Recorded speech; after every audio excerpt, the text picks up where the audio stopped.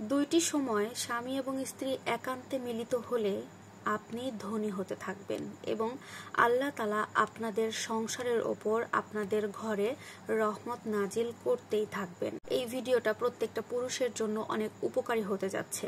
আশা করব সবাই ভিডিওটা সম্পূর্ণ দেখবেন এবং ভালো লাগলে অবশ্যই লাইক কমেন্ট করে শেয়ার করে দিবেন যেন সবাই এই বিষয় সম্পর্কে জানতে পারে। প্রতিটি মানুষ যখন বিবাহিত জীবনে যাবে তখন কিন্তু তার স্বামী স্ত্রী একান্তে মিলিত হতেই হবে, আর এইটা আল্লাহ তাআলা নিজে থেকেই শুরু থেকে সেট করে দিয়েছে। আল্লাহ তাআলা স্বামী স্ত্রী এই জন্যই তৈরি করেছেন যেন স্বামী তার স্ত্রীর কাছে আসলে একটা শান্তি অনুভব করতে পারে। একটা প্রশান্তির জায়গা হচ্ছে এই স্ত্রীর মধ্যে এবং স্বামীর মধ্যে আল্লাহ তাআলা এক অপরূপ ভালোবাসার সৃষ্টি করে দিয়েছেন। এই স্বামী এবং স্ত্রী একান্তে কোন সময়ে মিলিত হলে আল্লাহ তাআলা খুশি হবে এবং আল্লাহ তাআলার রহমত নাজিল হবে, এটা কিন্তু জানা অনেক গুরুত্বপূর্ণ একটা বিষয়।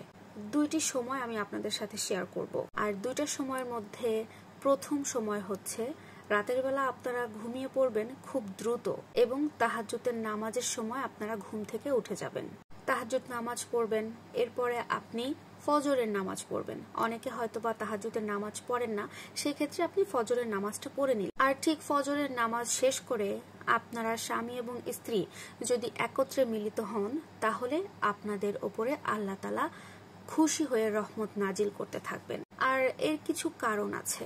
মেডিকেল সায়েন্সে বলা হয়েছে মানুষ যদি রাতের বেলায় সঠিকভাবে ঘুমায়, ভালোভাবে ঘুমায়, তাহলে তার মানসিক ফিটনেস বলেন, শারীরিক ফিটনেস বলেন, সবকিছু সঠিক থাকে এবং ঠিক থাকে। এবং সকালে ঘুম থেকে ওঠার পরে মানুষটা যদি কাজকর্ম শুরু করে দেয় তাহলে তার কাজের প্রতি এনার্জি থাকে এবং সব সময়গুলো ভালো যায়। এখানে কিন্তু অনেকের প্রশ্ন থাকতে পারে যে ফজরের পরে সকালবেলায় কেন একত্রে মিলিত হতে হবে? এখানে তো অনেকে রাত্রেও একত্রে মিলিত হয়, বা হলে সমস্যা কি? হ্যাঁ, এখানে কিছু কারণ আছে। সেটা হচ্ছে রাতের বেলায় যখন স্বামী স্ত্রী একত্রে মিলিত হয় অনেকেই কিন্তু লজ্জার কারণে বা পারিবারিক সদস্য থাকার কারণে সবার সম্মুখে গিয়ে সবাই ফরজ গোসলটা কিন্তু করতে চায় না বা করতে পারে না, আর গোসলটা না করলে কিন্তু তারা ফজরের নামাজটাও আদায় করতে পারে না।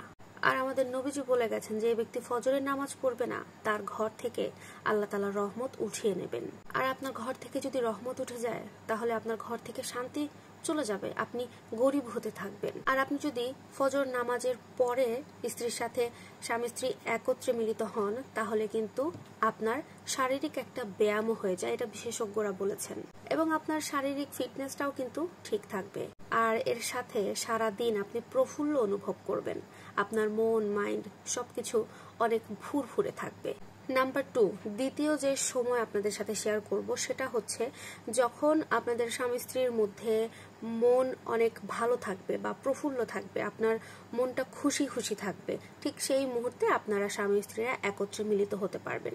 একটা বিষয় খেয়াল রাখবেন, কখনোই যখন আপনারা রেগে থাকবেন বা মনে অনেক কষ্ট থাকবে, রাগান্বিত থাকবেন, তখন কিন্তু কোনোভাবেই স্বামী স্ত্রী একত্রে মিলিত হবেন না। সবসময় খেয়াল রাখবেন যখন আপনাদের মন প্রফুল্ল থাকবে, মনের ভেতরে আনন্দ থাকবে, তখন আপনারা স্বামী স্ত্রী একত্রে মিলিত হতে পারবেন। সুতরাং এই দুইটা সময় স্বামী স্ত্রী একত্রে মিলিত হলে আপনার ঘরে সুখ শান্তি বর্ষিত হবে এবং আল্লাহ তাআলার রহমত নাজিল হবে এবং পাশাপাশি আপনি ধনী হতে থাকবেন। ভিডিওটা ভালো লাগলে অবশ্যই লাইক কমেন্ট শেয়ার করবেন।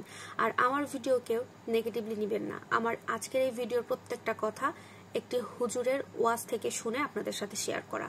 ভালো লাগলে লাইক কমেন্ট শেয়ার করবেন। আল্লাহ হাফেজ।